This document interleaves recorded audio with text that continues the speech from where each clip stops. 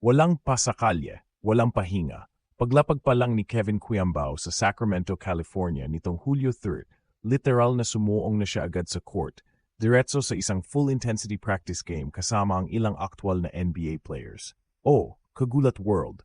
Hindi ito simpleng ensayo lang, hindi ito workout lang para pampapawis. Ito ay isang tunay na baptism of fire kung saan ang UAP MVP, Gila Standout, at KBL rookie sensation na si KQ ay inilubog agad ng mga tunay na halimaw ng basketball. At kung tutuusin, doon natin mas lalong naramdaman, ginulat ni Kevin Quiambao ang buong mundo, hindi sa salita, kundi sa galaw. Habang ang iba ay nangangarap pa lang makalapit sa NBA, si KQ ay binabato ng pick, nilalabanan sa post, at humahabol sa mga elite scorers sa totoong practice. Gamit ang kanyang Instagram stories bilang unang sulyap, nakita ng buong sambayanang Pilipino na naka-jersey na agad si KQ. May mga clip na nagpapakitang naka-ensayo na siya sa Sacramento court at malinaw sa ekspresyon ng mukha niya, walang takot. Walang kaba. Bagus, excitement at determinasyon ang nangingibabaw. Sackdown baby, ang caption niya sa isang IG post, pero sa likod ng simpleng salita ay isang mensahe. Handa na akong makipagsabayan sa mundo. Ayon sa mga ulat, ang buong paglalakbay na ito ay bahagi ng kanyang pag-iinsayo para sa NBA Summer League ngayong Hulyo, kung saan may posibilidad siyang makasama sa lineup ng Sacramento Kings. Ang parehong koponan kung saan assistant coach si Coach Jimmy Alapag, dating Gilas legend at Philippine basketball icon. Ang koneksyong ito ay hindi biro dahil kung may makakaunawa sa puso ng isang Pinoy player na gustong sumabog sa international scene, iyon ay walang iba kundi si Jimmy mismo. Ang bilis ng transition ni Kevin mula sa pagiging collegiate phenom sa UAP hanggang sa pagiging import sa KBL at ngayon sa pag-apak sa hardwood kung saan ang mga kalaban ay may sukat, bilis at basketball IQ na world class ay patunay ng kanyang kakaibang growth. Noong isang taon lang ay pinood natin siyang binubuhat ang De La Salle University sa UAP Finals kung saan naging MVP siya hindi lang dahil sa stats kundi dahil sa impact.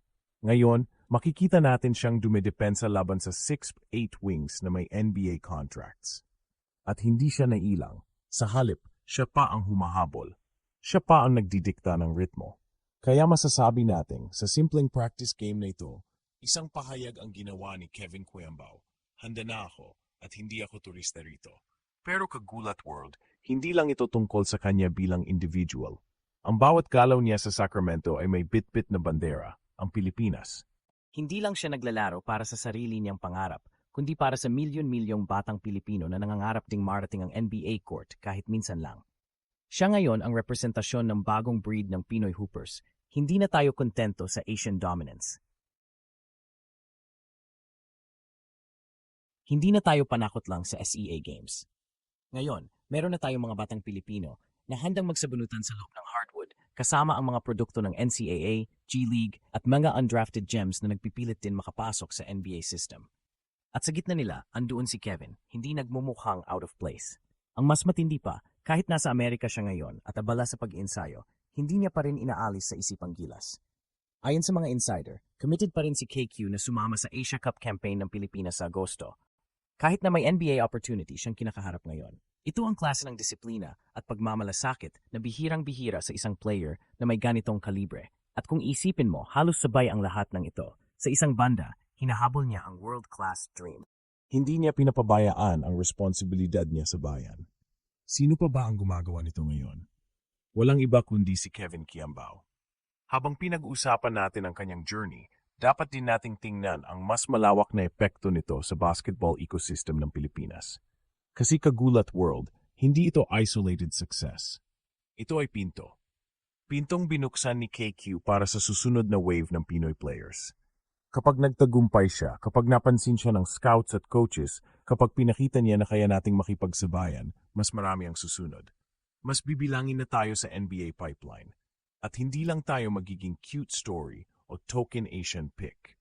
Magiging contender tayo sa scouting boards, isang bagay na napakatagal nating inasam. Kaya't itong simpleng balitang, sumabak agad si Kevin sa practice game ay hindi simpleng update. Ito ay shockwave. Isang pahiwatig na ang gising ng mundo sa talento ng Pilipino ay nagsisimula na. Isang palatandaan na hindi na lang tayo pang finals highlight reel. Tayo na ang humahawak ng bola. At kung hindi man siya mapasama sa final roster ng Sacramento Kings sa Summer League, isang bagay ang malinaw. Nakita na siya. At mula sa pagkakataong iyon, maari nang sumunod ang spark. Pwede na siyang kunin ng ibang teams. Pwede siyang makuha sa Exhibit 10 deal. Pwede siyang i-assign sa G League. Ang mahalaga, hindi na siya outsider. Siya na ang tinutukan. Isipin mo, Kevin Cuyambao, mula sa Tondo, mula sa UAAP, mula sa Gilas, ngayon ay nagha-high five na sa mga potential NBA starters, nakikipag-scrimmage sa kanila at pinapakita kung paano maglaro ang isang Pinoy na may puso at basketball IQ. At habang ginagawa niya ito, ang buong bansa ay nanood, humahanga at inaasahan ang isa pang kwento ng Pilipinong gumulat sa mundo. Kaya Kagulat World, hindi ito huli. Ito ang simula. Kung ang Amerika ay simpleng MVP lang ang dumating sa Sacramento, magkakamali sila. At sa unang araw pa lang niya, ginulat na niya ang mundo. Hindi lang ito simpleng kwento ng isang UAAP MVP na lumipad patungong Amerika. Ang ginawa ni Kevin Cuyambao ay isang pahayag na handa na ang Pinoy na hindi lang sumali, kundi makipagbasagan ng katawan sa liga ng pinakamagaling. Mula sa simpleng IG story na naka-jersey siya agad sa Sacramento Gym, ramdam muna agad ang mindset, trabaho muna, hype mamaya. Hindi pa man nagsisimula ang NBA Summer League, pinaparamdam na ni KQ na hindi siya pumunta roon para mag-tourist. Pumunta siya para makipag-agawan ng slot, para makipag-agawan ng respeto. Ang bilis ng transition niya mula sa UAAP, KBL at ngayon NBA circuit ay nagpapakita ng isang bagay. Matagal nang handa ang talento ng Pinoy, pero ngayon lang binibigyan ng tamang pagkakataon. Si Kevin ang patunay na kung mabibigyan ng tamang exposure, sistema at training, kayang makipagsabayan ng homegrown talent natin.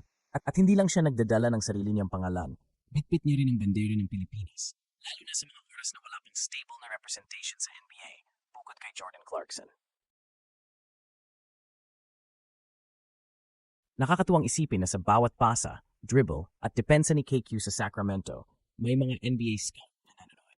At bawat galaw niya ay pwedeng maging tulay para sa susunod na Pinoy prospect. Isipin mo kung ano ang magiging epekto nito kung makuha siya sa Summer League roster o kahit sa G League system. Bigla, ang pintong mahigpit na sarado noon para sa Pilipino, mabubuksan ng tuluyan. Hindi lang siya ang papasok.